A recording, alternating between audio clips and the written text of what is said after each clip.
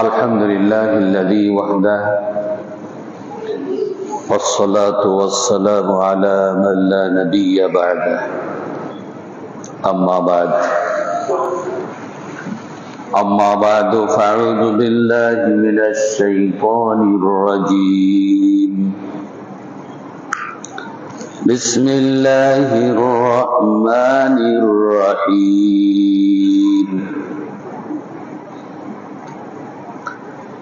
يوم نقول لجهنم هل امتلأت وتقول هل من مزيد وأزلفت الجنة للمتقين غير بعيد هذا ما توعدون لكل أواب حفيظ من خشي الرحمن بالغيب وجاء بقلب منيب ادخلوها بسلام ذلك يوم الخلود لهم ما يشاءون فيها ولدينا مزيد وكم أهلكنا قبلهم من قرن هم أشد منهم بطشا فنقبوا في البلاد هل من محيص إن في ذلك لذكرى لمن كان له قلب أو ألقى السمع وهو شهيد بارك الله لنا ولكم في القرآن العظيم ونفعنا وإياكم بالآيات والذكر الحكيم إنه تعالى جواد كريم ملك بر رؤوف رحيم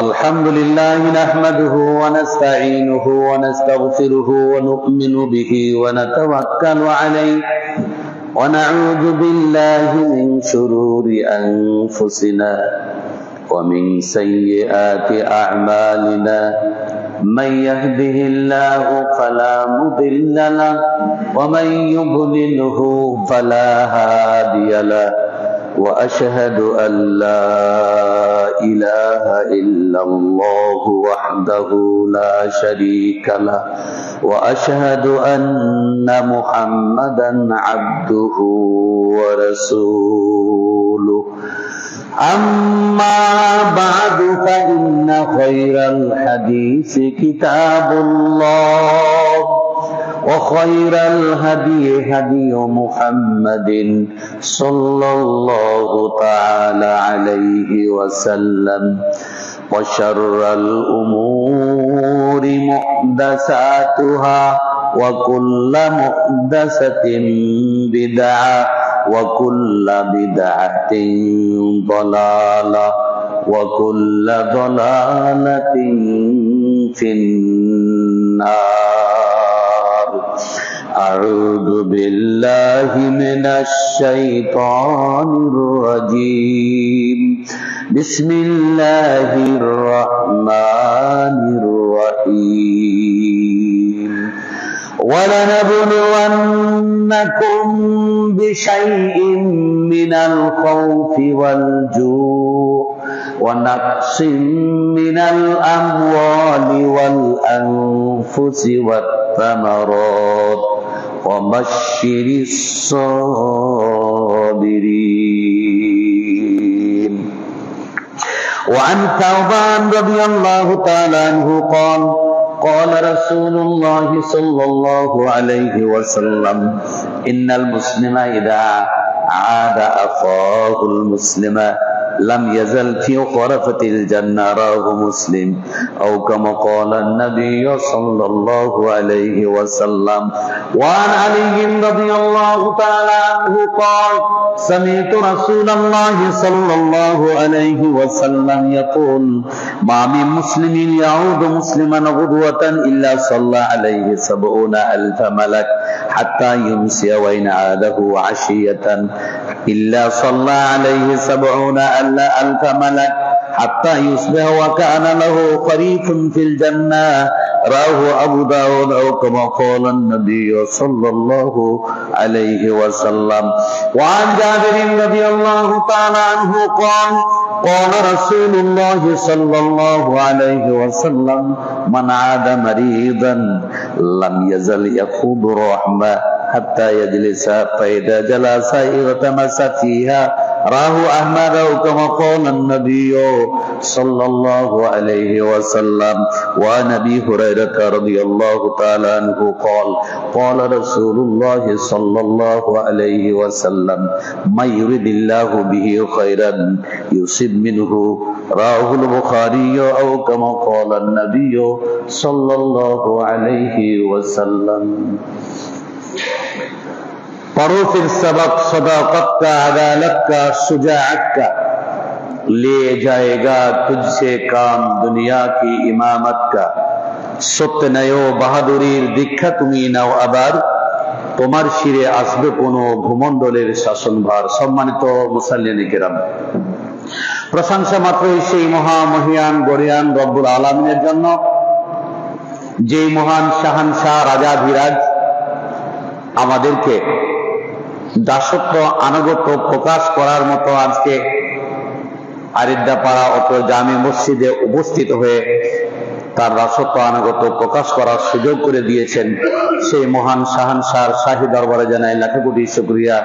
সকলে বলুন আলহামদুলিল্লাহ, আরো একবার বলুন আলহামদুলিল্লাহ। অতঃপর নির্যাতিত নিষ্পেষিত মাজলুম মানবতা সৈয়দুল মুরসালিন খাতামুন নবিয়্যিন রাহমাতুল লিল আলামিন নবিকুল শিরোমণি আম্বিয়াকুল শিরভূষণ সৈয়দুস সাকালাইন ইমামুল হারামাইন সাহিবে কিবলাতাইন মুহাম্মদুর রাসূলুল্লাহ সাল্লাল্লাহু আলাইহি ওয়াসাল্লামের প্রতি অগণিত দরুদ ও সালাম রহমত ও বরকত বর্ষিত হোক। আমরা সংক্ষিপ্ত দরুদ পাঠ করি সাল্লাল্লাহু আলাইহি ওয়াসাল্লাম। আরো একবার বলি সাল্লাল্লাহু আলাইহি ওয়াসাল্লাম। কুল মুমিন মুমিনাত মুসলিম মুসলিমাত ভাই বোনদের রূহের মাগফিরাত কামনা করি। যারা ইহজাব ত্যাগ করে পরলোক গমন করেছেন তথা আলামে বারজাখ কবর যে অবস্থান করতেছেন, আল্লাহ তাবারক ওয়া তাআলা তাদের সকলের রূহগুলোকে মাফ করে দিয়ে জান্নাতুল ফিরদাউসকে তাদের ঠিকানা বানিয়ে দিন, বাসস্থান হিসেবে কবুল করে নিন। সকলে বলুন আল্লাহুম্মা আমিন। সম্মানিত সুধী মণ্ডলী, আমার আজকের খুতবার আলোচ্য বিষয় হবে যারা অসুস্থ ব্যক্তিদের দেখতে যাবে, সেবা করবে, তাদের কি ফজিলত, এবং যারা অসুস্থ হবে তাদের কি মর্যাদা। অসুস্থ মানুষকে দেখতে গেলে আল্লাহ আমাদের কি দিবেন, সাথে সাথে আমি যদি অসুস্থ হয়ে যাই তাহলে আল্লাহ তাবারক ওয়া তাআলার কাছে আমি কি পাবো, এই অসুস্থতা আমার জন্য কতটুকু উপকারী। সম্মানিত সুধী মণ্ডলী, আল্লাহ রাসূল সাল্লাল্লাহু আলাইহি ওয়াসাল্লাম সমাজ সংস্কারক ছিলেন বিধায় ছোট্ট ছোট্ট কাজগুলো পর্যন্ত তার দৃষ্টির বাইরে থাকতো না, তার দৃষ্টির মধ্যে থাকতো, সেগুলোর সাথে তিনি সম্পৃক্ত হতেন, সেগুলো কাজে পরিণত করতেন। তার মধ্যে একটা অসুস্থ মানুষকে দেখতে যাওয়া। হযরত সাওবান রাদিয়াল্লাহু তাআলা আনহু বলতেছেন, রাসূল সাল্লাল্লাহু আলাইহি ওয়াসাল্লাম বলেছেন, ইন্নাল মুসলিমা ইযা আদা আখাহুল মুসলিমা, যখন কোন মুসলমান, যখন কোন মুসলিম তার মুসলিম ভাইয়ের অসুস্থতার সময়ে তাকে দেখতে গেল, তার সেবা করলো, লাম ইয়াজাল ফি খরাফাতিল জান্নাহ, সে সদা সর্বদা যেন জান্নাতের বাগিচায় অবস্থান করলো। একজন মুসলিম আর একজন মুসলিমকে দেখতে যাবে মানে বাড়ি থেকে বের হয়ে যাওয়ায় বাড়ি ফিরে না আসা পর্যন্ত রাসূল যেটা বলতেছেন সেটা জান্নাতের বাগিচা দিয়ে সে চলাচল করলো, চলাফেরা করলো। তাহলে যাদেরকে দেখতে গেলাম তাদের কি হবে এটা পরে, যারা দেখতে যাবে অসুস্থ ব্যক্তিকে তাদের সম্পর্কে রাসূল বললেন যে বাড়ি থেকে বের হয়ে অসুস্থ ব্যক্তির বাড়িতে যাবে, তার সাথে কথা বলবে, তাকে সান্ত্বনামূলক কিছু উপদেশ দিবে, দিয়ে আবার বাড়ি ফিরে না আসা পর্যন্ত সে জান্নাতের বাগিচা দিয়ে চলবো, আবার জান্নাতের বাগিচা দিয়েই বাড়িতে ফিরে আসলো। সুবহানাল্লাহ ওয়া বিহামদিহি। অসুস্থ মানুষকে দেখতে যাওয়ার এই ফজিলত দুনিয়ায় যেন আমরা জান্নাতের বাগিচা দিয়ে চললাম। এর অর্থই হচ্ছে আল্লাহ তাবারক ওয়া তাআলা এত সওয়াব আমাদের দিবেন, যেই সওয়াবের মাধ্যমে আমরা পরপারে আল্লাহ তাবারক ওয়া তাআলার আদালতে জান্নাত লাভ করব, আর এই জান্নাতের বাগিচা দিয়ে আমি চলাচল করতে পারবো। মুসলিম শরীফের হাদিস, যে হাদিসের মধ্যে কোনো সন্দেহ নাই, সহিহ হাদিস। হযরত আলী রাদিয়াল্লাহু তাআলা আনহু বলতেছেন যে আমি রাসূল সাল্লাল্লাহু আলাইহি ওয়াসাল্লামকে বলতে শুনেছি, রাসূল সাল্লাল্লাহু আলাইহি ওয়াসাল্লাম বলেছেন, মা মিন মুসলিমিন ইয়াউদু মুসলিমান গাদাওয়াতান, কোন মুসলিম যখন তার মুসলিম ভাইকে সকালে তার অসুস্থ অবস্থায় দেখতে যায়, ইল্লা সাল্লা আলাইহি ৭০,০০০ মালাকিন হাত্তা ইউমসিয়া, সন্ধ্যা পর্যন্ত ৭০,০০০ ফেরেশতা তার জন্য মাগফিরাতের দোয়া করে। দুটা একটা ফেরেশতা নয়, ৭০,০০০ ফেরেশতা যেই মুসলিম ভাই আরেকজন মুসলিম ভাইকে তার অসুস্থ অবস্থায় দেখতে গেল, তার জন্য ৭০,০০০ ফেরেশতা সন্ধ্যা পর্যন্ত মাগফিরাতের দোয়া করে, বলে রব্বুল আলামিন তুমি এই মুসলিমকে ক্ষমা করে দাও যে তোমার মুসলিম বান্দাকে দেখতে এসেছে তার অসুস্থ অবস্থায়। আর যদি সন্ধ্যায় দেখতে যাই, ওয়াইন আদাহু আসিয়াতান, সন্ধ্যায় যদি দেখতে যাই, ইল্লা সাল্লা আলাইহি ৭০,০০০ মালাকিন হাত্তা ইউসবিহা, ৭০,০০০ ফেরেশতা সকাল পর্যন্ত, সন্ধ্যায় দেখতে গেলে সকাল পর্যন্ত, সকালে দেখতে গেলে সন্ধ্যায় পর্যন্ত ৭০,০০০ ফেরেশতা তার মাগফিরাতের জন্য দোয়া করে। আল্লাহু আকবার, আল্লাহু আকবার। অথচ এটাকে আমরা কিছু মনেই করি না। অনেক সময় শুনি যে অমুক অসুস্থ, দেখার জন্য মন মানসিকতাই তৈরি হয় না। হোটেলে, রেস্তোরাঁয়, বিভিন্ন জায়গাতে গল্প গুজবের মাধ্যমে, আলোচনার মাধ্যমে কাটেনি সময়গুলো, কিন্তু এই সময়গুলো যদি টার্গেট করে করে নিয়ে আমরা আরেকজন মুসলিম ভাইকে দেখতে যাই, তার মনটা উৎফুল্ল হবে, তার মনটা ফুর্তি হবে, সে অসুস্থতার জন্য কি বলে যে আপনার আরোগ্য লাভের জন্য সে প্রয়াস পাবে। যে মন উৎফুল্ল হলে, মন ফুর্তি হলে অসুস্থ থেকে সেরে উঠবে, তার জন্য একটু হাজিয়ে তওবাকে নিয়ে যাবো, তার মনটা বড় হবে, তার সাথে একটা ভালোবাসার সৃষ্টি হবে। আর যদি আপনার সাথে দেখলে আপনি অসুস্থ হলে আপনাকে দেখতে যাবে, আপনার মনটা ভালো হবে, কিন্তু আমরা এটা করতে পারি না। শুধু তাই নয়, ওয়াকানা লাহু খরিফুল জান্নাহ, তার জন্য একটা জান্নাতে বাগান তৈরি করা হবে। যারা সকাল এবং সন্ধ্যা অসুস্থ মানুষকে দেখতে যাবে, তার সেবা করবে, রাসূল সাল্লাল্লাহু আলাইহি ওয়াসাল্লাম বলতেছেন তার জন্য জান্নাতে একটা বাগান তৈরি করা হবে, একটা বাগিচা তৈরি হবে। খারিফুন ফিল জান্নাহ, হাদিকাতুন ফিল জান্নাহ। জান্নাত লাভ করা আমাদের জন্য খুব সহজ, আবার খুবই কঠিন। যদি কোরআন সুন্নাহকে সামনে রেখে একটু অনুসরণ করে খেয়াল করে চলি, তাহলে জান্নাত লাভ করা সহজ। আর যদি এটা খেয়াল না করি, তাহলে জান্নাত লাভ করা খুব কঠিন আমাদের জন্য হয়ে যাবে।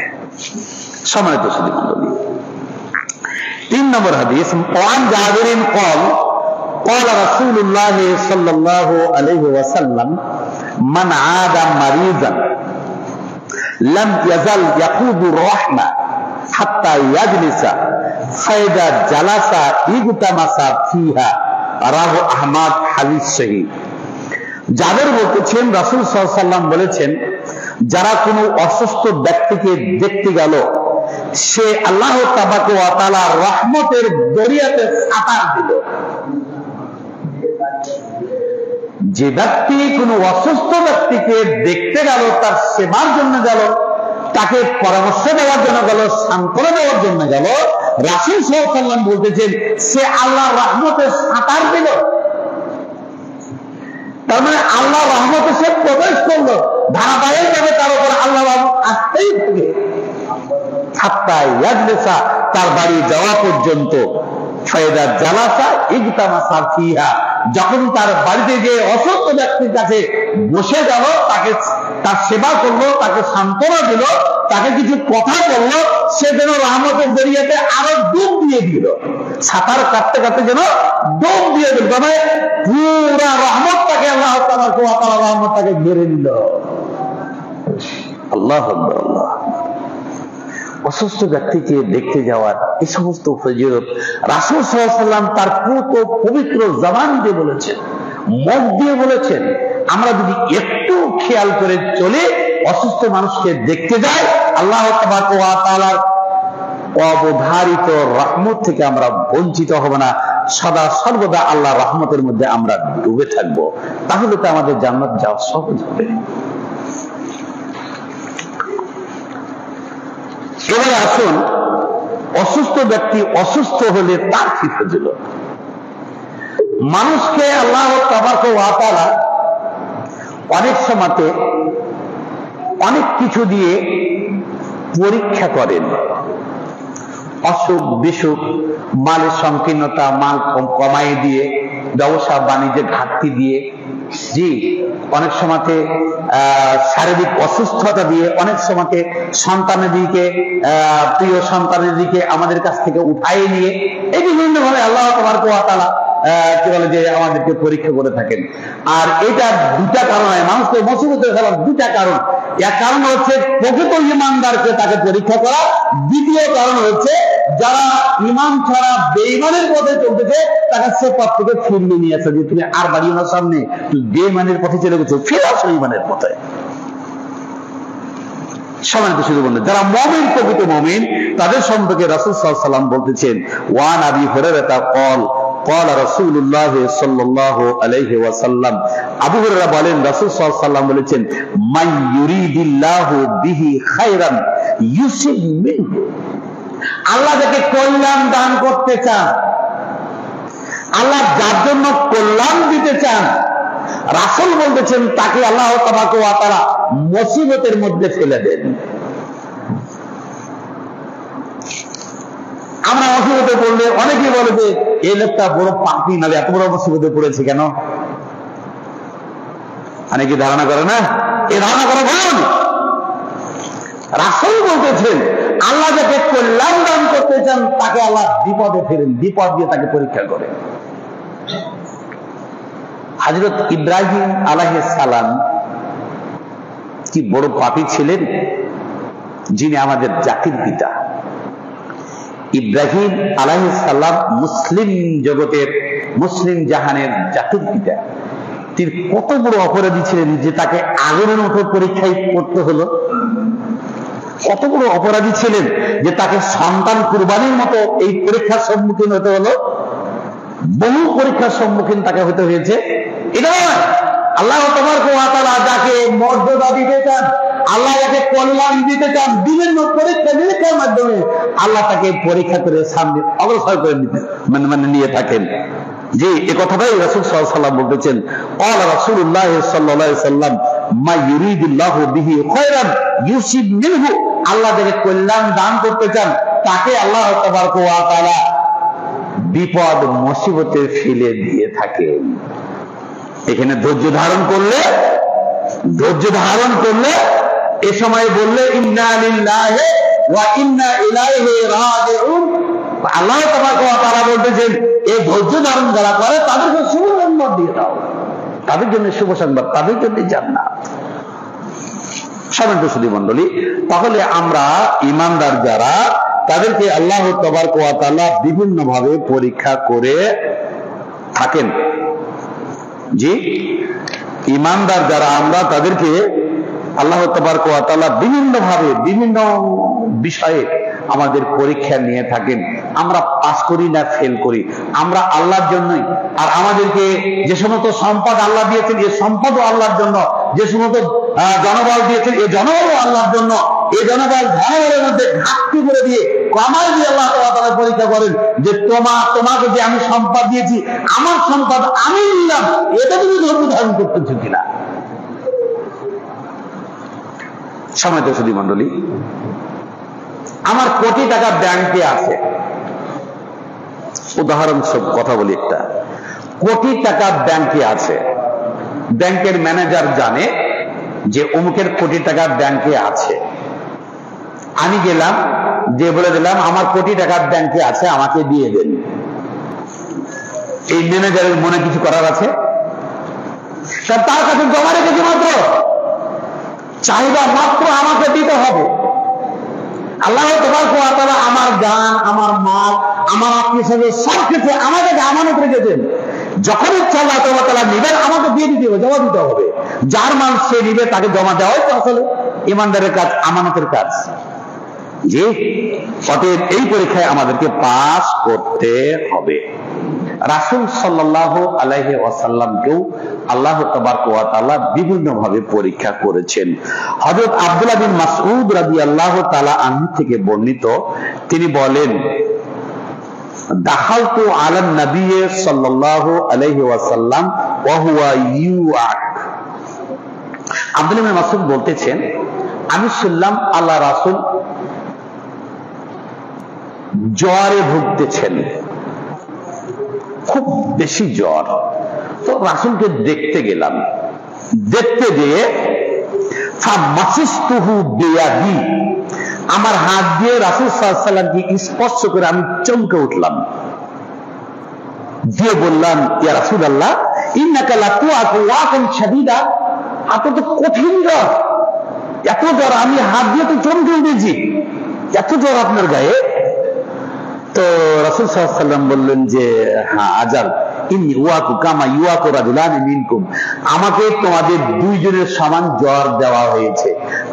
আমার গায়ে তোমাদের দুইজনের গায়ে যত জ্বর হয়, একাত্রিত করে যত হয়, অতটুকু জ্বর আমার গায়ে বর্তমানে আছে।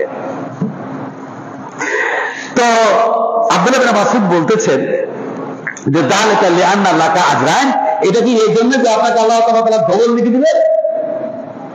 তখন রাসূল সাল্লাল্লাহু আলাইহি ওয়াসাল্লাম বললেন, ক্বাল আজাল, সুম্মা ক্বালা মা মিন মুসলিমিন ইউসিবুহু আদাম মিন মারাদিন আমা সাওয়াহু ইল্লা হাত্তা আল্লাহু তাআলা বিহি সাইয়্যাতিহি কামা তাহুত্তু শাজারাতু ওয়ারাকাহা। আল্লাহু আকবার, আল্লাহু আকবার।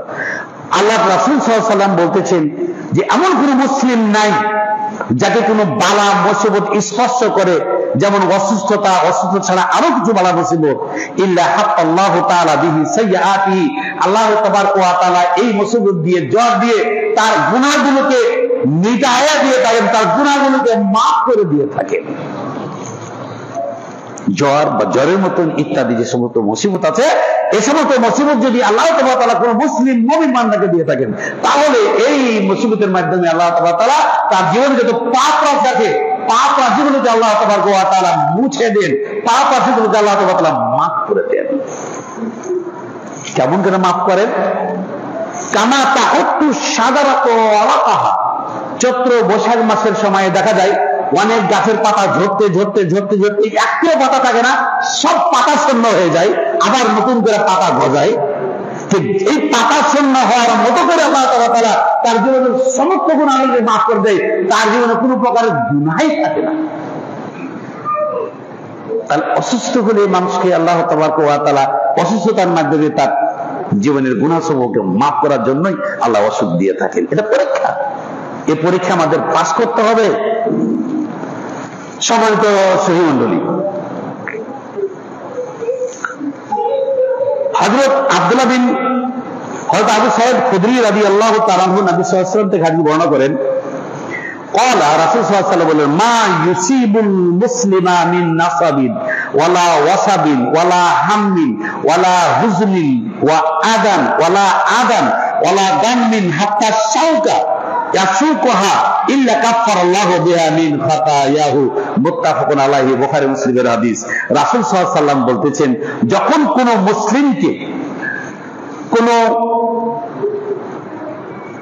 কষ্ট, কোন চিন্তা ভাবনা, কোন এরকম আরো মুসিবত স্পর্শ করে, এমনকি একটা কাঁটাও যদি তার পায়ে বিদ্ধ হয়, তাহলে এর বাদে আল্লাহ তাআলা তার গুনাহগুলোকে মাফ করে দিয়ে থাকে। কাঁটা যদি আমার পায়ে বাঁধে, দিবে, কাঁটা যদি আমার পায়ে লাগে, কাঁটা যদি একটা কাঁটা তো আমার পায়ে পুড়ে, এর দ্বারা তো আল্লাহ তাআলা আমার জীবনে যে গুনাহগুলো আছে এই গুনাহগুলোকে মাফ করে দিয়ে থাকেন। এই মুসিবত আল্লাহ তাআলা আপনাকে আমাকে দিয়ে থাকেন আমার উপকারের জন্য, বান্দার জন্য। আল্লাহ যেটা করেন এটা বান্দার উপকার, বান্দার কল্যাণের জন্যই করেন। জি, বান্দার কল্যাণের জন্য করেন। এরকম অনেক উদাহরণ আছে। সম্মানিত সুধী মণ্ডলী, ছোট্ট একটা উদাহরণ আপনাদের সামনে পেশ করি।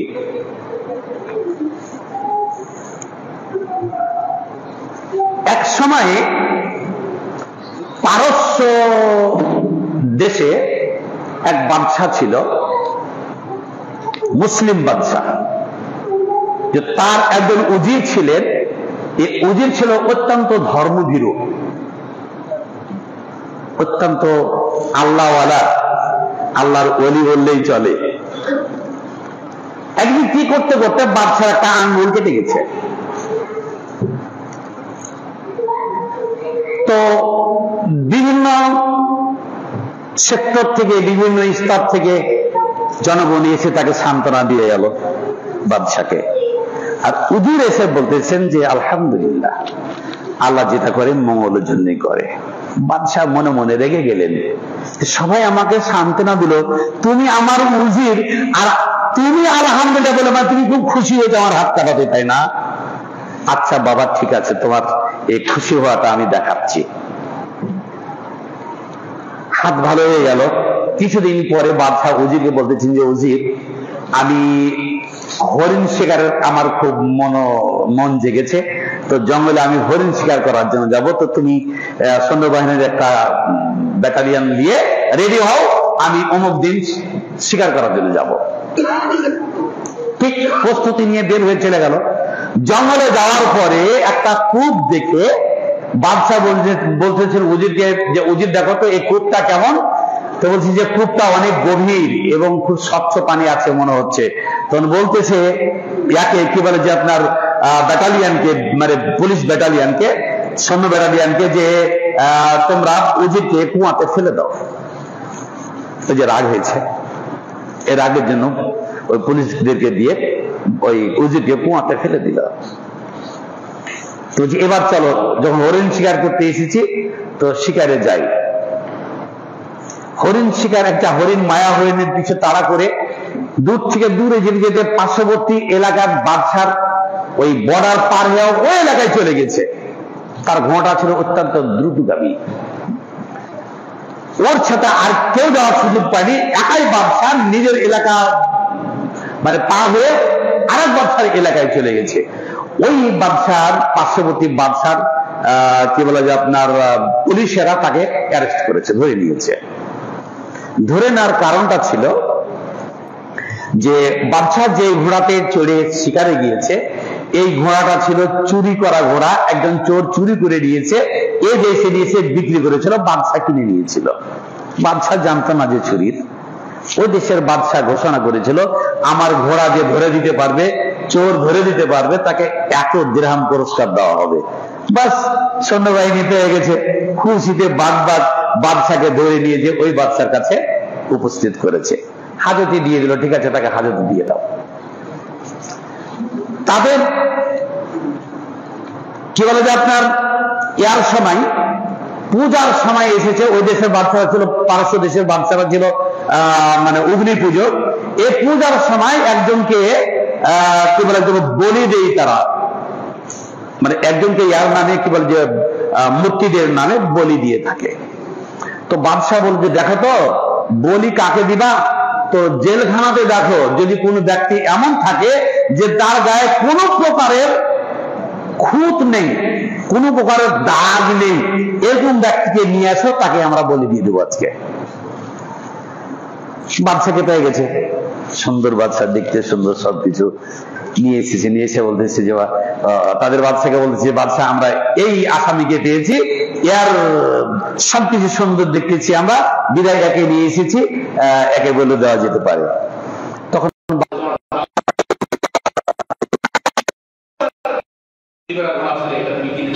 তোমাকে দিলাম, এই ঘোড়া নিয়ে ছুট দিল, সৈন্যবাহিনী নিয়ে গেল যে উজিরকে দেখো, যে উজিরকে দেখালো যে উজির বেঁচে আছে। উজিরকে উঠালো, উঠে বাদশা বলতেছে যে উজির তুমি আমাকে ক্ষমা করে দাও, আমি ভুল করেছি। কি ভুল করেছেন? তোমাকে আমি কুয়ায় ফেলে দিয়েছি, কুয়ায় ফেলে দিয়ে ইয়া দিয়েছি, শাস্তি দিয়েছি, কষ্ট দিয়েছি। জি, আর তুমি যেটা বলেছো সেটা সত্যই বলেছো, যে আল্লাহ বান্দার জন্য যেটা করে, বান্দার কল্যাণের জন্য করে। আজকে আমার হাত কাটা না থাকলে, আঙুল কাটা না থাকলে, পার্শ্ববর্তী বাদশা আমাকে বলে দিয়ে দিল, আজকে আমি কুরবানি হয়ে গেলাম, তুমি সত্যই কথা বলেছো। তখন উজির বলতেছেন যে উজির, আপনি যেটা করেছেন সত্য ভালোই করেছেন, আমার কল্যাণের জন্য করেছেন, এটা আমার জন্য কল্যাণ। কেন তোমার জন্য কল্যাণ? মানে দেখেন আমার ঘোড়াটা যেটা ছিল সেটা আপনার ঘোড়া থেকে কম ছিল না, দ্রুতগামী, তাই সেটা আপনার কাছে আমি কোনদিন ছাড়তাম না, আপনার সাথে আমি ওই দেশে চলে যেতাম, আর ওই দেশের লোকরা আমাকে ফেলে বন্দি করতো। আপনার হাতে তো কাটার দাগ আছে, আমার গায়ে দেখে কোনো প্রকারের দাগ নাই, তারা আমাকে কি দিত? জবাই করে দিত, বলি দিয়ে দিত যে আপনি আমাকে ফেলে গেছেন, এটাও আমার জন্য করতে হবে। তো আল্লাহ বান্দার জন্য যেটা করে, কল্যাণের জন্য করে। সামনে দর্শনী বন্ধুরা, আমি সামনের দিকে যেতে চাচ্ছি। তো আল্লাহ যে কোনো ব্যক্তিকে কোনো মুসিবত করে, এর দ্বারা তেমন একটা কাবাল বিদ্ধ হয় আমার শরীরে কোনো জায়গাতে, ইল্লা কাফারাল্লাহু মিন খাতায়াহু, আল্লাহ তাআলাকে তার জীবনের সব পাপকে মাফ করে দিয়ে থাকে। এবার আছে মজার হাদিস। হযরত জাবের রাদিয়াল্লাহু তাআলা আনহু বলতেছেন, দাখালা রাসূলুল্লাহ সাল্লাল্লাহু আলাইহি ওয়াসাল্লাম আলা উম্মি সাঈদ। রাসূল সাল্লাল্লাহু আলাইহি ওয়াসাল্লাম একজন মহিলাকে দেখতে গেলেন। আর দেখতে গেলেন একজন মহিলাকে। এটা খবর রাখেন যে ওই মহিলা অসুস্থ, তাকে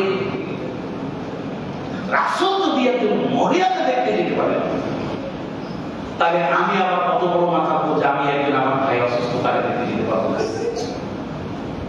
ঠিক রাসূল সাল্লাল্লাহু আলাইহি ওয়াসাল্লাম দেখতে যে মহিলাকে বলতেছে, মালাকে তুযাজ্জাতি, কি হয়েছে তোমার, তুমি কাঁদছো কেন? তখন মহিলা বলতেছে, আল্লাহ খুব জ্বর, জ্বর সহ্য করতে পারছি না, লা বারাকাল্লাহু ফিহা, আল্লাহ এই জ্বরের মধ্যে যেন বললাম না, আমাকে জ্বরকে যেন একটা গালি দিল, জ্বরকে যেন একটা নমস্কার দিল, অভিশাপ দিল। তখন রাসূল সাল্লাল্লাহু আলাইহি ওয়াসাল্লাম বলতেছেন যে লা তাসুবিল হুম্মা, জ্বরকে গালি দিও না, জ্বর তোমার জন্য তোমার খারাপের জন্য আসেনি, জ্বর তোমার কল্যাণের জন্য এসেছে। জ্বরকে তুমি গালি দিচ্ছ কেন? কি হয়েছে? দেখো, ফাইনা তাযহাবু খাতায়া বানি আদম কামা ইয়াযহাবুল কিরু খাবাতাল নাস। জ্বর বানি আদমের গুনাহসমূহকে দূরীভূত করে, বানি আদমের গুনাহসমূহকে জ্বর কি করে? দূরীভূত করে, দূর করে, মুছে দেয়। যেমন করে কামা ইয়াযহাবুল কিরু খাবাসাল হাদিদে, যেমন কামারের ওই ভাটি, কামারের ওই আফো, হ্যাঁ, লোহার মধ্যে যে সমস্ত ময়লা আছে, এই সমস্ত ময়লাকে যেমন দূর করে দেয়, ঠিক জ্বর মানুষের মধ্যে যে সমস্ত গুনাহ আছে, এই সমস্ত গুনাহকে এভাবে দূর করে। সমাজ এই জন্য বলা হয়েছে যে আল্লাহ যাকে ভালোবাসেন, আল্লাহ যাকে ভালোবাসেন তাকে অসুস্থতায় ফেলে দিয়ে, মৃত্যুর আগ পর্যন্ত তাকে অসুস্থতায় রেখে, তাকে নিষ্কলুষ করে, পবিত্র করে, গুনাহ থেকে সম্পূর্ণভাবে পবিত্র করে তার কাছে নিয়ে গিয়ে থাকে। আমরা মনে করি যে লোকটা দীর্ঘ সময় ধরে কি আছে, অসুস্থতায় আছে, নিশ্চয়ই কোনো পাপ করেছে, নিশ্চয়ই কিছু করেছে, না এটা করতেছে। হযরত আয়েশা সিদ্দিকা রাদিয়াল্লাহু তাআলা আনহা বলেছেন সেই হাদিস যে মৃত্যুর সময় কোন ব্যক্তিকে শাস্তি হলে, কষ্ট হলে আমি মনে করতাম লোকটা খুব বড় পাপী, না হলে মৌতের সময় তার এত শাস্তি নেই কেন, পাপী না হলে শাস্তি হচ্ছে কেন। কিন্তু রাসূল সাল্লাল্লাহু আলাইহি ওয়াসাল্লামের ইন্তিকালের সময় যখন রাসূল সাল্লাল্লাহু আলাইহি ওয়াসাল্লামের কষ্ট দেখলাম, তখন আমার মনের ভোরটা ভেঙে গেল যে আসলে তো মানুষ পাপী হওয়ার জন্য তো শাস্তি হয় না। রাসূল সাল্লাল্লাহু আলাইহি ওয়াসাল্লাম কি পাপ করেছেন? আল্লাহ বলতেছেন মা গাফারতু লাকা মা তাকাদ্দামা মিন যামবিকা ওয়া মা তাআখার, আমি তোমার আগে এবং পরে সমস্ত গুনাহ তোমার মাফ করে দিয়েছি, তোমার জন্য কোনো প্রকারের গুনাহ নাই, তুমি মাসুম। অথচ রাসূল সাল্লাল্লাহু আলাইহি ওয়াসাল্লাম মৃত্যুর সময় এত তার কষ্ট হলো। বর্ণনাকারী মনে করেছেন সাহাবী যে রাসূল সাল্লাল্লাহু আলাইহি ওয়াসাল্লাম বলতেছেন যখন আজরাইল তার বুকে হাত দিয়েছে জান কবজ করার জন্য, রাসূল সাল্লাল্লাহু আলাইহি ওয়াসাল্লাম বলতেছেন যে আহারে মনে হচ্ছে উহুদ পাহাড়কে আজরাইল আমার বুকে রেখে দিল। উহুদ পাহাড় কত বড়, যারা হজ করতে গিয়েছেন দেখেছেন জি, আরে কয়েক কিলো গোস্ত মোটামুটি 8-10 কিলো লম্বা, এত বড় পাহাড় যদি একটা মানুষের বুকের উপরে রেখে দেওয়া হয় তাহলে কত কষ্ট হয়। এই কষ্টটা আসলে রয়েছে। তখন রাসূল সাল্লাল্লাহু আলাইহি ওয়াসাল্লাম জিবরাইল আজরাইলকে বলতেছেন, আজরাইল আমি নিষ্কলুষ পাপমুক্ত বিশ্ব নবী হওয়ার পরেও মৃত্যুর সময় আমার এই এত কষ্ট, তাহলে আমার গুনাহগার উম্মতের কত কষ্ট এটা তুমি তাদের জানকে কবজ করো। তুমি এক কাজ করো, আমার গুনাহগার উম্মতের যত কষ্ট সব আমার উপর দিয়ে পার করে দাও, আমার উম্মতকে তুমি কষ্ট দিও না। দয়ার নবী, মায়ার নবী, ভালোবাসার নবী আমাদের সাথে এরকম ভালোবাসা মহব্বত সৃষ্টি করে দিয়েছেন। এই নবীর ভালোবাসা আমরা নিতে জানি না। সম্মানিত সুধী, রাওয়াহ মুসলিম, মুসলিম শরীফের হাদিস। ওয়ান আনাস قال قال رسول الله صلى الله عليه وسلم إذا ابتلي المسلم ببلاء في جسده قيل للملك اكتب له صالح عمله الذي كان يعمل فإن شفاه غسله وطهره وإن قبضه غفر له ورحمه রাহু ফি শারীহ সুন্নাহ হাদিসুন সাহিহুন। আল্লাহু আকবার। আনাস রাদিয়াল্লাহু তাআলা আনহু বলেছেন রাসূল সাল্লাল্লাহু আলাইহি ওয়াসাল্লাম বলেছেন যখন আল্লাহ তাবারক ওয়া তাআলা কোন মুসলিম বান্দাকে তার দৈহিক কোন অসুস্থ দিয়ে থাকে, রাসূল বলেছেন যখন আল্লাহ কোন মুসলিম বান্দাকে তার দৈহিক অসুস্থতা দিয়ে থাকে, শারীরিক অসুস্থতা দিয়ে থাকে, শরীরের মধ্যে কোন প্রকারের রোগ দিয়ে থাকে, তখন বলা হয় আল্লাহ তাআলা তার ফেরেশতা মণ্ডলীকে বলেন, এই ফেরেশতারা উকতুব লাহু সালিহ আমালিহি, সে এখন অসুস্থ হয়েছে, কোনো কাজ করতে পারছে না, বিদায় এর আগে যে ভালো কাজগুলো করতো, যে ভালো কাজের নেকি তোমরা লিখতে, সওয়াব লিখতে, সেই নেকি সওয়াবগুলো তোমরা লিখতেই থাকো। সে কাজ করতে পারে না, আমি তাকে পরীক্ষায় দিয়েছি, তাই তো কাজ করতে পারে না। অতএব এই জুলুম করা যাবে না।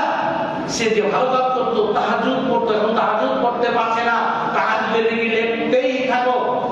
যে মাসের মাস কিংবা তোমার নফল রোজা করতো, আইয়ামে বীজে রোজা করতো, সোমবার বৃহস্পতিবার রোজা করতো, এখন সে করতে পারছে না, এই রোজার নেকি তার লিখতেই থাকো। এরকম যে সমস্ত আমল সে করতেছে, যে সমস্ত আমল লাভের নেকি লিখতেই আল্লাহ ফেরেশতা মণ্ডলী অসুস্থতার সময় বিধায় আমাদের সতর্ক হতে হবে।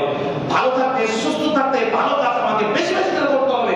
অসুস্থ হয়ে গেলে যেন আল্লাহ তাবারক ওয়া তাআলা আমার ওই সুস্থতার সময় যে সমস্ত আমল, এই সমস্ত আমল জারি রেখে দেয়, চালু রেখে দেয়।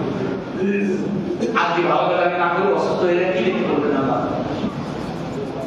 ভালো কাজ করলাম না, অসুস্থ হয়ে গেলাম। এই যেখানে বললেন যে ফেরেশতা মণ্ডলী আমার বান্দা যে সমস্ত ভালো কাজ করতো, এই সমস্ত ভালো কাজের আমলটি বন্ধ করে দিও না, এই লিখতেই থাকো, যতদিন পর্যন্ত সে বেঁচে থাকবে ততদিন পর্যন্ত তার আমল আমাকে ভালো কাজের নেকি লিখতেই থাকো। যদি আমি না করি কি লিখতে বলবো না? সময় পৃথিবীটা বেশি দিনের নয়, খেল তামাশার দুনিয়া, আজ আছে কালকে নেই, চলে যেতে হবে। বিধায় আপনাকে আমাকে সতর্ক করতে হবে, সতর্ক হতে হবে যে আগামী কল্যাণের জন্য, পরবর্তী জীবনের জন্য জি আমি কি করে গেলাম। রাসূল সাল্লাল্লাহু আলাইহি ওয়াসাল্লাম বলেছেন, আল কাইয়িস মান দানা নাফসাহু ওয়া আমিলা লিমা বা'দাহু। প্রকৃত চালাক বিচক্ষণ সে ব্যক্তি যে ব্যক্তি নিজের আত্মসমালোচনা করলো আর মৃত্যুর পরবর্তীর জন্য বেশি বেশি করে আমল করলো, কাজ করলো, তাকে রাসূল সাল্লাল্লাহু আলাইহি ওয়াসাল্লাম বিচক্ষণ বলেছেন, তাকে চালাক বলেছেন, সেনসিয়ার বলেছেন তাকে।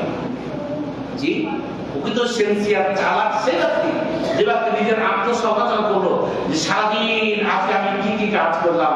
এশার নামাজ পড়তে জায়নামাজে বসে আপনি হিসাব লাগাবেন, আমি হিসাব লাগাবো আজকে সারাদিন আল্লাহকে রাজি খুশি করার মতো কতটুকু কাজ করলাম, আর শয়তান খুশি হবে এরকম কতটুকু কাজ করলাম। যদি শয়তানকে রাজি খুশি করার মতো বেশি কাজ হয়ে যায়, আল্লাহ তাদের প্রতিশোধ নিতে রব্বুল আলামিন আজকে গুনাহ কাজ আমার বেশি হয়ে গেছে, রব্বুল আলামিন তুমি আমাকে মাফ করে দাও, আর কদিন ধরে আমাকে ভালো কাজ করাও, তোমার নবীর সুন্নাত অনুযায়ী আমল করতে তুমি তৌফিক দান করো। এর নাম হচ্ছে আত্মসমালোচনা করা। তাহলে আমি বুঝতে পারবো যে সত্যির প্রকৃতপক্ষে আমি আমার জীবনে ভালো কাজ কতটি করলাম আর মন্দ কাজ কত করলাম। প্রতিদিন যদি আমি এই মহাসভা করি, এই নিজের আত্মসমালোচনা করি, মৃত্যুর আগে আমি নিজেই সিদ্ধান্ত নিতে পারবো যে আল্লাহ তাবারক ওয়া তাআলার কাছে আমি জান্নাত পাবো না আল্লাহ আমাকে জাহান্নামে দিবে।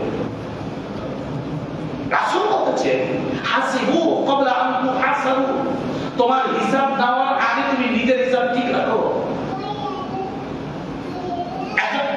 মানে বিশাল একটা দোকানদার, কোটি টাকার দোকান চলতেছে, মালিক অনেক কর্মচারী রেখে দিয়েছে, কর্মচারীদেরকে বলে দেওয়া হয়েছে প্রতিদিনের হিসাব তুমি ঠিক রাখবে, প্রতিদিনের হিসাব তুমি প্রতিদিন শোনাতে পারো। যে কত টাকা বিক্রি করলো, নগদ কত বিক্রি করলো, বাকি কত বিক্রি করলো, সবকিছু ঠিক রেখে হঠাৎ করে যে মালিক বলে এক মাস আগে অমুক তারিখে তুমি কি কি কি কাজ করেছো, মানে কি কি বিক্রি করেছো, কতটি নগদ কতটি বাকি, তুমি আমাকে শোনাও, দেখাও দেখি, সাথে দেখাতে পারবে না, সাথে দেখায় দেবে যে হ্যাঁ সেদিকে হিসাব ঠিক আছে, এই যে অমুক তারিখে এই হিসাব, এত টাকা নগদ, এত টাকা বাকি, এতটি মাল, এত টাকা গ্যাস। আজ যদি আমি হিসাব রাখি, একটা পাঁচের দোকান যদি হয়, প্রতিদিনের হিসাব না রাখি কত টাকা বিক্রি করলে এটা বলতে পারবো না, কত বিক্রি করলে বলতে পারবো, কত বাকি বিক্রি করলে বলতে পারবো না। বিধায় আমাকে নিজেকে নিজের হিসাব নিতে হবে। রাসূল বলতেছেন, হাসিবু ক্বাবলা আন তুহাসাবু, তোমার হিসাব নেওয়ার আগে তোমার একদিন হিসাব নেওয়াই হবে। এই হিসাব নেওয়ার আগে তুমি নিজের হিসাব নিজে ঠিক করে রাখো, না হলে ধরা খাবে আল্লাহর আদালতে, সেদিন হিসাব দিতে পারবে না, হতভম্ব হয়ে যাবে, হতবাক হয়ে যাবে যে হায় কি হলো। সেদিন বলবে, মালে হাযাল কিতাব লা ইউগাদিরু সগীরাতান ওয়ালা কাবীরাতান ইল্লা আহসাহা, কি আশ্চর্য ধরনের আমলনামা আমার, ছোট বড় কিছুই ছাড়েনি, সবকিছু লিপিবদ্ধ করে রেখেছে। আশ্চর্য তো, সেদিন আশ্চর্য হতে হবে, হতবাক হয়ে যেতে হবে। জি আল্লাহ তাআলা বলেন, ইকরা কিতাবাকা কাফা বিনাফসিকা ইয়াওমা আলাইকা হাসিবা। আল্লাহ বলেছেন, ইকরা কিতাবাকা, তোমার আমলনামা তুমি নিজে পড়ো, আজকে তোমার আমলনামা নিজে পড়ার জন্য তুমি নিজে যথেষ্ট। মুশকিল হয়ে যাবে। বিধায় আমি জীবনে কি কি কাজ করেছি, কত কি অন্যায় করেছি, কত কি নেকি কাজ করেছি, একটু তুলনা করি, একটু হিসাব লাগাই, ওজন করি যে আমার অপরাধ বেশি হয়েছে না আমার নেকির কাজ বেশি হয়েছে। অপরাধগুলোর জন্য আল্লাহর কাছে অনুতপ্ত হয়ে মাফ চাই, আল্লাহ তাআলা আপনাকে আমাকে মাফ করে দিবেন। কত বড় গুনাহ করেছেন আপনি, আপনি যত বড় গুনাহ করেছেন তার থেকে বিশাল বিশাল বড় রহমত নিয়ে আল্লাহ তাআলা রেগে হয়ে আছেন যে আসো আমার বাসারা, তোমার কে কি পাপ করেছে, কার কি প্রয়োজন আমার কাছে চাও, আমি তোমাদের দাওয়াতের উপস্থিত আছি। প্রতিদিন আল্লাহ তাআলা আরশের মহল্লা থেকে সামায়ে দুনিয়াতে নেমে এসে বান্দাদের দেখে দেখে বলেন, ও আমার বান্দারা, তোমরা কি কে কি অপরাধ করেছো, চাও অপরাধ মুক্তির জন্য আমার কাছে প্রার্থনা করো, আমার সব অপরাধ তোমার কি প্রয়োজন তুমি আমার কাছে চাও, তোমাকে দাওয়াত দেওয়ার আমি প্রস্তুত আছি। তুমি কি মুসিবতে আছো, তুমি মুসিবত মুক্তির জন্য আমার কাছে প্রার্থনা করো, তোমার মুসিবত আমি দূর করে দেবো, ইত্যাদি ইত্যাদি সব মানুষের প্রয়োজনীয় কথাগুলো আমরা তুলে ধরেন। কিন্তু আমরা এত ভালোভাগা সে সময় উঠে আমার কাছে কিছু চাইতেই, আল্লাহ দাওয়াত জন্য রেখে কিন্তু আমরা নিতেই পারছি না। কিয়ামতের দিন আমাদেরকে হতবাক হয়ে যেতে হবে, আল্লাহর কাছে জবাব দিতে মুশকিল, সময় তো আরেকটু সামনে আপনাদের দিয়ে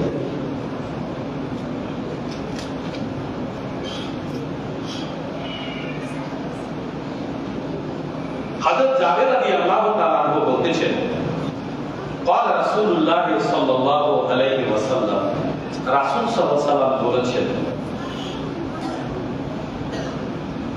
আল্লাহর পথে যুদ্ধ করে শহীদ হওয়া ছাড়াও 7 প্রকারের লোককে আল্লাহ তাআলা শাহাদাতের মর্যাদা দিবেন, শহীদের মর্যাদা দিবেন। যারা আল্লাহর পথে যুদ্ধ করে দ্বীনকে প্রতিষ্ঠিত করার জন্য যারা যুদ্ধ করেছে, জি, তারা যে শাহাদাতের মর্যাদা পেয়েছে, এছাড়াও 7 প্রকার লোককে আল্লাহ তাআলা শাহাদাতের মর্যাদা দিবে। 7 প্রকারের লোককে বিভিন্ন মুসিবতের সাথে সংশ্লিষ্ট হয়, আল্লাহ তাআলা তাদেরকে শাহাদাতের মর্যাদা দেন।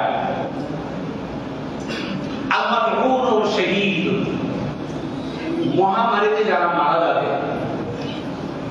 যারা মহামারীতে মারা যাবে তারা শহীদ হবে। মহামারী বুঝিত, এই যে আমাদের ইয়া যাবে না, করোনা তো গেল আমাদের মধ্যে সে 20-21 সালে। জি, এই করোনায় এক ধরনের মহামারী। জি, এর বিভিন্ন ধরনের মহামারী আছে। জি, এই মহামারীর রোগে যারা মারা যাবে, রাসূল সাল্লাল্লাহু আলাইহি ওয়াসাল্লাম বলেছেন এটা তাদের একটা মুসিবত। এই মুসিবতে যারা মারা যাবে তারা শাহাদাতের দরজা পাবে, আর যারা শাহাদাতের দরজা পাবে তারা বিনা হিসাবে জান্নাত পাবে। 2 ওয়াল গারীক ও শহীদ, কোন মুমিন কোন মুসলিম যদি ডুবে মারা যায় তাহলে সে শহীদের দরজা পাবে। এটা একটা মুসিবত, ডুবে মারা যাবে। জি, এটা একটা মুসিবত। এই মুসিবতে যারা মারা যাবে তারা শাহাদাতের দরজা পাবে। 3 অসহায় ওদাতিল জানবে শহীদ, শ্বাসকষ্ট রোগে যারা মারা যাবে, যার নাম বলা হয় শ্বাসকষ্ট রোগ।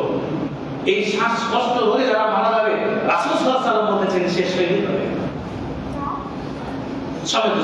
4 ওয়াল মাবতুন ও শহীদ, পেটের পীড়ায়, পেটের অসুস্থতায় যারা মারা যাবে তারা শহীদ হবে।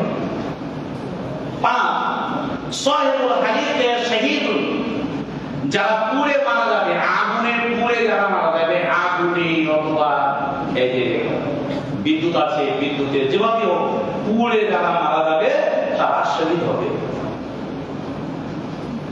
6 ওয়াল্লাযী ইয়ামুতু তাহতাল হাদাম শহীদ, যারা যে কোনো কিছুতে চাপা পড়ে মারা যাবে, দেওয়াল চাপা পড়ে মারা গেল, গাড়ির চাকায় চাপা পড়ে মারা গেল, এরকম আরো কিছু চাপা পড়ে মারা গেল, যারা এভাবে মারা যাবে তাদেরকে আল্লাহ তাআলা শাহাদাতের মর্যাদা দেবেন, সে শহীদ হবে। 7 ওয়াল মারআতু তামুতু বিজামি'in শহীদ, প্রসব বেদনায় বাচ্চা প্রসব করতে গিয়ে যে সমস্ত মহিলা মারা যাবে রাসূল সাল্লাল্লাহু আলাইহি ওয়াসাল্লাম বলতেছেন তাকে শাহাদাতের দরজা দেওয়া হবে। এগুলো মুসিবত। এই সমস্ত মুসিবতের মধ্যে আমরা পড়লে আর এর মধ্যে ধৈর্য ধারণ করলে আর আল্লাহ বললে ইন্না লিল্লাহি ওয়া ইন্না ইলাইহি রাজিউন বললে, আল্লাহ আমরা আপনার তোমার জন্যই আর তোমার কাছেই আমাদের ফিরে যেতে হবে, আমাদের কোনো দ্বিধার সংকোচ নাই। তুমি যে মুসিবত দিয়েছো আর সেই মুসিবতের ধৈর্য দান করো, শক্তি দান করো। আল্লাহ তাআলা আমাদেরকে শাহাদাত দান করুন।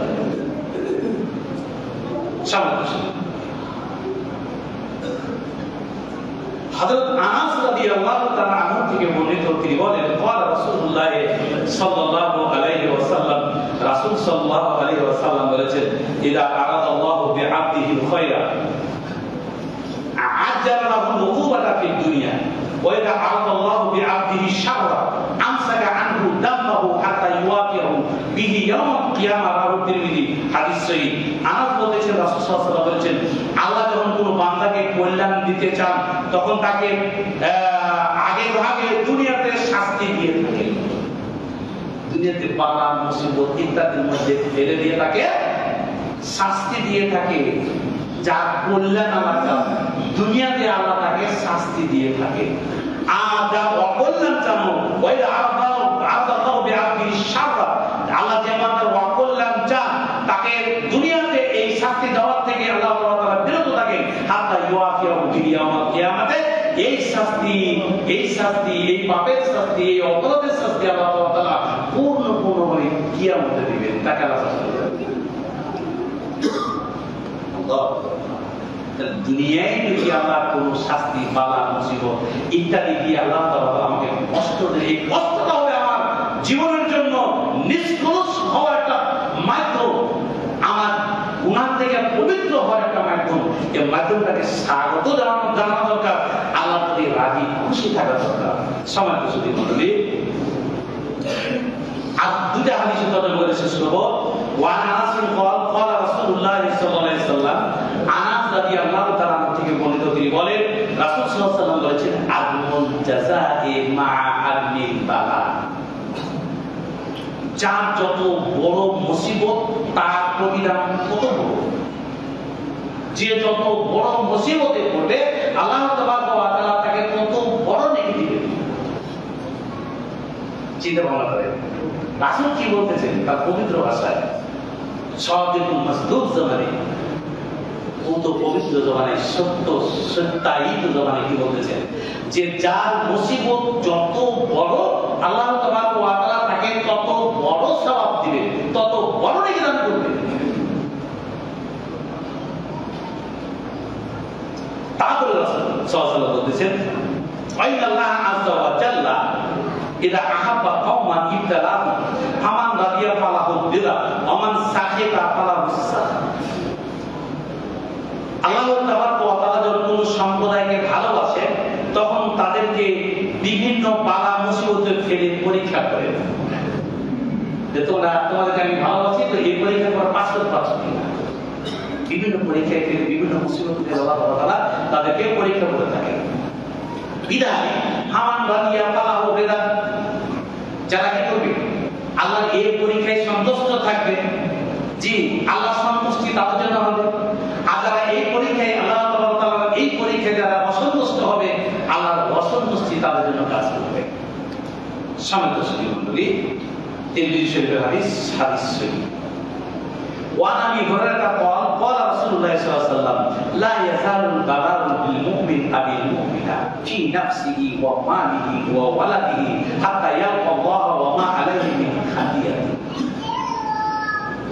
মুমিন নর ও নারীকে সদা সর্বদা বালা মুসিবত আক্রান্ত করতেই থাকে। অনেক সময় তার নিজের নাফসেই বালা মুসিবত আছে, অনেক সময় মালে আছে, ব্যবসা বাণিজ্য ইত্যাদিতে লস করিয়ে দিয়ে, ওয়ালা দিকে অনেক সময় সন্তানের দিকে বালা মুসিবতে ফেলে অথবা নিয়ে নিয়ে হাত্তা ইয়াল্লাহ, শেষ পর্যন্ত আল্লাহর সাথে এই অবস্থায় সে মোলাকাত করে যে তার জীবনে আর কোনো গুনাহই থাকে না। নিষ্কলুষ হয়ে, মানে গুনাহ থেকে মুক্ত হয়ে যে জীবন ধরা সে কি করে বালা মুসিবতে আক্রান্ত হয়ে আল্লাহর সন্তুষ্টি অর্জন করে কি করবে, সে নিষ্কলুষ এই পৃথিবী থেকে চলে যাবে। রাওয়াহ তিরমিজি। সম্মানিত সুধী মণ্ডলী, আল্লাহ তাবারক ওয়া তাআলা আপনাকে আমাকে যে সমস্ত মুসিবত দিয়ে থাকেন, এই সমস্ত মুসিবতের কথা আমরা শুনলে আমরা যেন তাদেরকে সান্ত্বনা দেওয়ার জন্য যাই, এই তৌফিক আল্লাহ তাআলা আপনাকে আমাকে দান করুন। সম্মানিত সুধী মণ্ডলী, অসুস্থতার আজকের আলোচনা হলো, আমি জানলাম আমাদের প্রাণ প্রিয় নেতা আমাদের এমপি সাহেব অসুস্থতায় ভুগছে। আল্লাহ ইচ্ছা করলে হযরত আইয়ুব আলাইহিস সালামের মতো করে রাতারাতি ভালো করে দিতে পারে, সুস্থতা দান করতে পারে, সেহাতে কামেলা দান করতে পারে। রব্বুল আলামিনের কাছে আমি প্রার্থনা করি, রব্বুল আলামিন আমাদের এমপি সাহেবকে তুমি আইয়ুব আলাইহিস সালামের মতো করে রাতারাতি তুমি সুস্থতা দান করো। সকলে বলুন আল্লাহুম্মা আমিন। আরো অনেকে অসুস্থতা অবস্থায় আছে, অনেকে দোয়া করেছেন। আল্লাহ কি শাহজাহান কোম্পানির দোয়া চেয়েছে, 2000 টাকা দিয়েছেন। নিয়ামতুল্লাহ পিতা অসুস্থ।